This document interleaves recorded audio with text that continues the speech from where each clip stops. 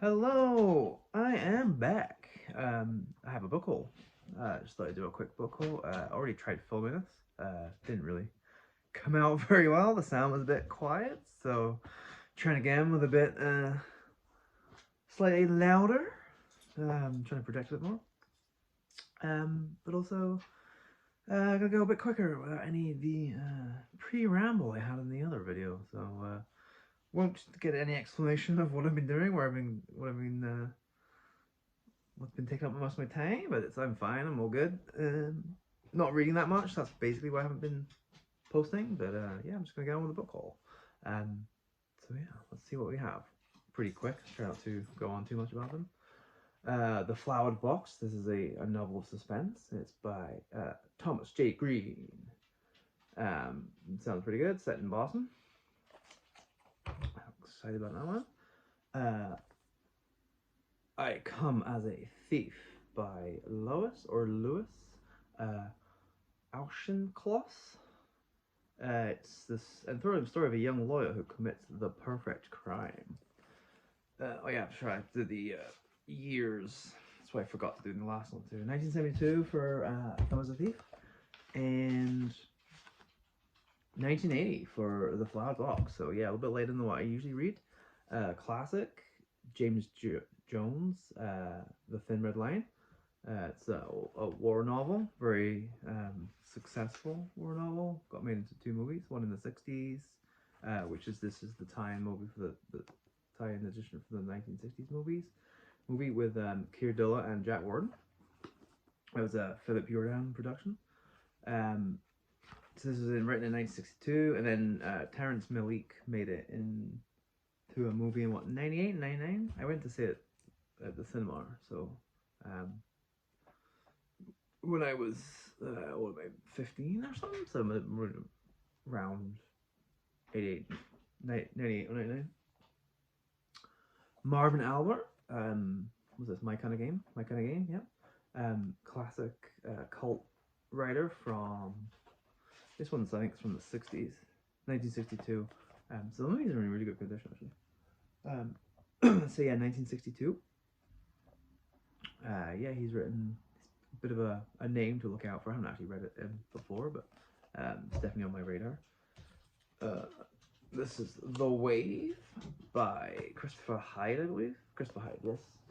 Who, in the previous version of this video, I found out is a Canadian investigative journalist who basically investigated US and Canadian nuclear safety protocols and found them quite lacking.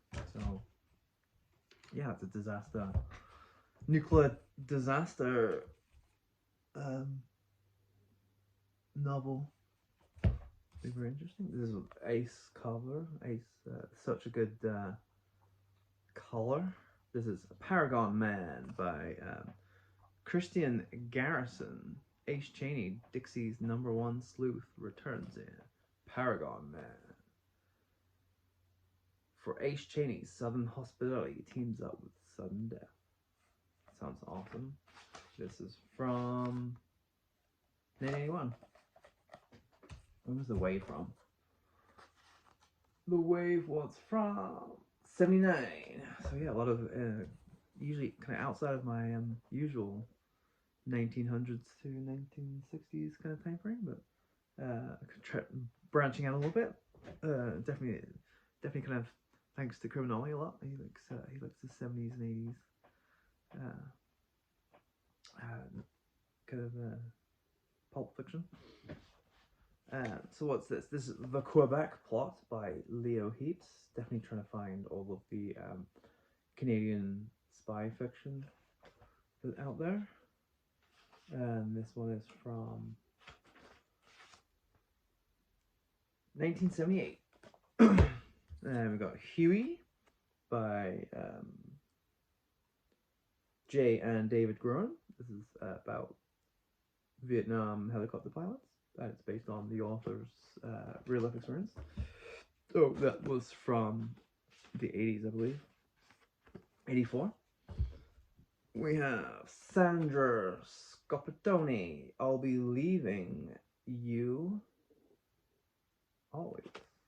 I'll be leaving you always. For lesbian PI, Lauren Lorano, murder gets personal. Yeah, that sounds great. This is another, I believe it's another 80s. Where are you? 1993. Oh, it's getting real late. The celebrated Irish author Walter Mackin, Brown Lord of the Mountain. Not sure anyone reads Walter Mackin anymore. Great author though. I have Rain on the Wind. No, I have The Scorching Wind, I think. Yeah, I think I have The Scorching Wind, which is about the say Irish troubles, but it's probably more the Irish Revolution. And this one is a revenge novel, a literary revenge novel, essentially set in Ireland. The Blackboard Cavalier by John Morrissey. It's somebody that's trying to make something of their life, and just the only way they, in their own terms. Ernie Quinn is a bright young man who wants only two things out of life: love and success, on his own terms. He has the right job and the right girls picked out, but the only game he'll play to get them is his own. So yeah, sounds quite exciting. I haven't heard of John Morrissey before. And we have A Peak in Darien, a stinging, romping comedy of morals and immorals among the commuting crowd. That's by Roswell G. Ham Jr. Oh, sorry, I didn't do the Walter Mackin. No, the current. Did I do any of these years? The John Morrissey is from '66. The Walter Mackin is from '62, I believe. '67. '67 for Walter Mackin. A Peak in Darien is from, I believe this is from 1960. Yep, 1960. Martinis, Nymphos, Wife Swappers. This is a comedy about the commuting class, and I think basically Connecticut. But it's kind of like, I think, taking the piss out of kind of the nouveau riche middle class. Not a Through Street by Ernest Larson. This is a feminist taxi. What does he say? What's this? A feminist cabbie invades the Chandler tradition. The result is stunning. So basically, a female New York taxi driver gets caught up in the murder of her boyfriend, and yeah, sounds like it's a bit of a thriller. The Instant Saint by John Sherlock. John Sherlock is an English writer, or was an English writer. This is from 1965. This sounds like it's a bit of a what should we call it? Critical of American hero worship. So, ordinary American people gave him millions for ages, suffering masses, but no one really knew him. And Sherlock develops a sensational theme here by asking, was he a hero humanitarian or was he a fraud? A publicity-loving egotist who played God under the guise of humanitarianism. Yeah, sounds really good. And the last one. I think it's a bit of a cozy mystery, but it had a great cover, so I got it anyway. A Chorus of Detectives by Barbara Paul. And this is kind of set in the opera world. Tenors, basses, sopranos of 140 temperamental and now terrified members of the Metropolitan Opera Chorus were watching their numbers dwindle daily from murder. Could a serial killer be stalking the magnificent stage graced by the great Caruso, Geraldine Farrar, and Rosa Ponsal? These stars had occasionally wanted to kill the chorus themselves for crimes ranging from upstaging to sour notes, but now they were clamoring to expand their roles and become detectives.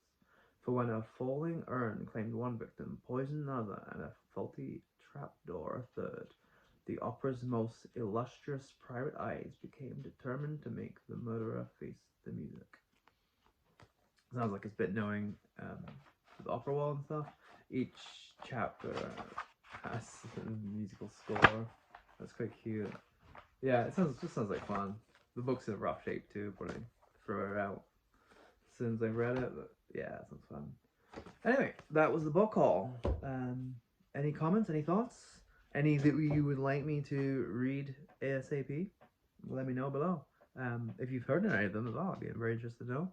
Um, who's heard of what? Because for me, I think I heard of three of the authors, three or four of the authors, and most of it was kind of pretty new to me. But it definitely looks up right up the kind of stuff that I normally read. But anyway, I will see you all soon. Hopefully, get maybe a Tag Tuesday video out for you. But if not, something soon anyway. So have a great day. Bye.